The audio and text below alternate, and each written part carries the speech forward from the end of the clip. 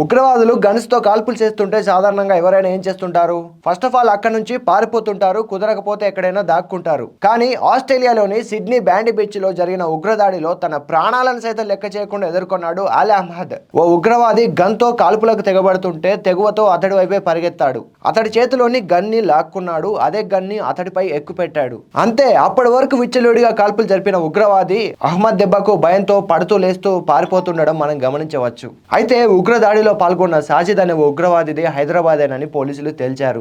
ఇక ఈ పోరాటంలో అహ్మద్ కి బుల్లెట్ గాయాలయ్యాయి. దీంతో ప్రస్తుతం హాస్పిటల్లో ట్రీట్మెంట్ తీసుకుంటున్నాడు. అతడిని హాస్పిటల్లో పరామర్శించిన ఆస్ట్రేలియా ప్రధాని ఆంటోనీ ఆల్బనీస్, ప్రజలను కాపాడేందుకు నీ ప్రాణాలను పణంగా పెట్టావు, యు ఆర్ రియల్ హీరో, ప్రతి ఆస్ట్రేలియన్ తరపున నీకు ధన్యవాదాలు అంటూ ప్రశంసించాడు. అహ్మద్ ధైర్యానికి ప్రపంచం నలుమూల నుంచి సలాం కొడుతున్నారు. గో ఫండ్ మీ ద్వారా ఇప్పటికే 28,000 మంది అతడి వైద్య ఖర్చుల కోసం విరాళాలు ఇచ్చారు.